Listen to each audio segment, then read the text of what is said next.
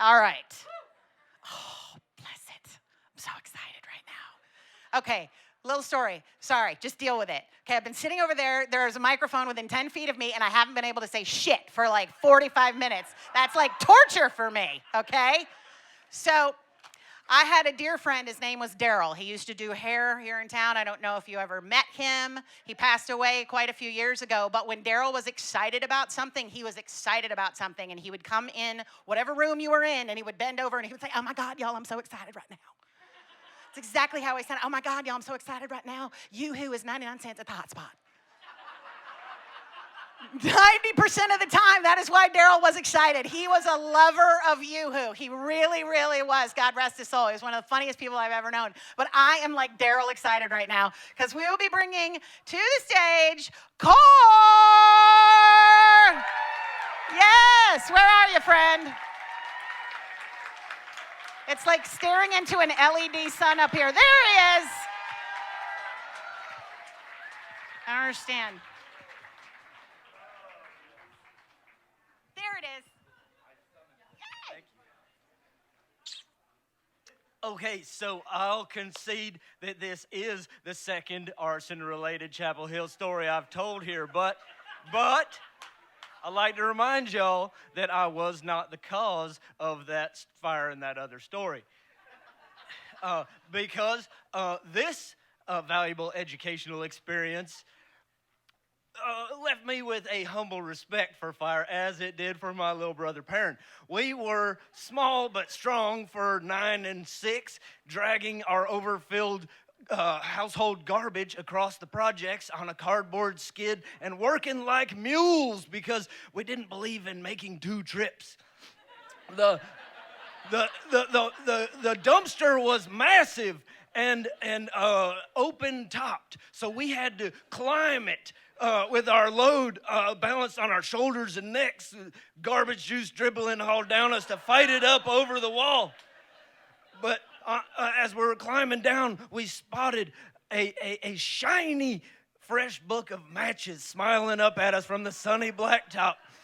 And I recognized this opportunity to impart wisdom and life skills to little brother, starting with the flaming arrow trick. You tear out you a match and you mash it against that striking strip and pry back your index finger like a spork full of green peas and just shwee! Of course, some of that sulfur will fuse to the fingertip, but even at 9, it was worth it for the super villain power to like throw sudden flame at anything I pointed at. Now, if I had just demonstrated the flaming arrow trick across the parking lot or into the grass, the flame would have soared and gone out. But even younger than that, I'd always demonstrated a disproportionate conscience for littering. No, I could not leave a store without stealing something. I would tell any lie, pridefully cheat on every test and quiz, and I was the unidentified perpetrator sought by authorities in countless acts of wanton vandalism. Oh, yes. But I hated litter, still do.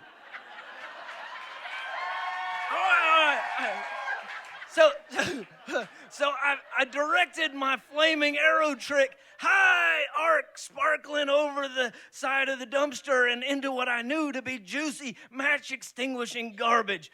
Perrin was amazed. Wow! And he wanted to see it again. So I prepared aim, but the entire dumpster said, whoo!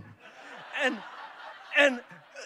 instantly loosed a wall-to-wall genie of 4-foot flames like a dancing dumpster crown, and we didn't recover fast enough to like appropriately disappear. We just like stared up like charmed little baby cobras.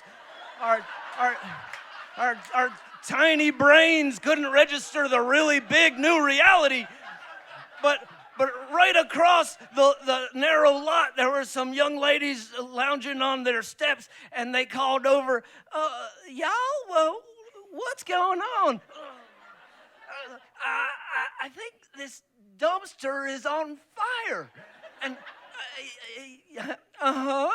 maybe come over and stand here away from it. They weren't inclined to call the law. When we all agreed that, most garbage is sloppy wet. People didn't tend to compost so much, city folk anyway, back then. So it would probably go out and solve itself, but we'd keep an eye on it till it did. Just then is when the big white lady 3 doors down came crashing out onto her steps hollering, "I've already called the fire department. That dumpster's gonna blow sky high. It's slammed full of aerosol, cat." At which time, all previous pyrotechnics were eclipsed by the most magnificent parade of explosions, and they just kept coming. Apparently, old girl had been saving up spent cans of Redneck Strength Aquanet for many years before deciding to haul them in their hundreds the 50 feet from her door to what was now the roaring mouth of hell. Son, that dumpster learned to dance. And all ages just stared dumbfounded as it launched all manner of ignited refuse into the sky. And then we all panicked as one and scrambled for cover as the rain of burning diapers and paint cans and like burning magazines and everything else came showering down all over the complex. A fire truck came screaming in so fast, I thought it would crash into the fire, and the coolest fireman ever came charging across the roof of it with 2 hoses and drowned out that trash volcano, and the banging died down, and the rest of the crew ran around extinguishing the fallen trash bombs all around us. Policeman arrived and approached the onlookers, all of whom were standing around us going with their arms crossed. And he went straight for Perrin, figuring weak link, and was like, "Now just how did all this get started?" But Perrin ain't never been no snitch. And he wouldn't say a word. I'm out of time. He wouldn't say a word. So, but I knew that it was all my fault and he was going to get blamed with me. So I stepped to that law dog and said in my most gangsterist 9-year-old voice, "I did it."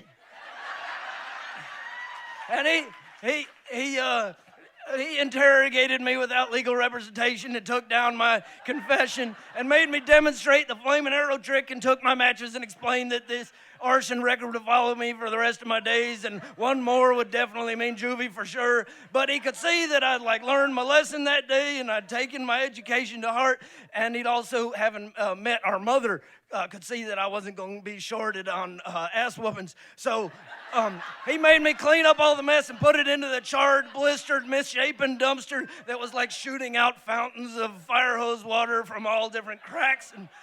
But still to this day, nobody ever recognized that the only reason I got branded as a firebug was I didn't want to be a litter bug, and I still think that ought to count for something.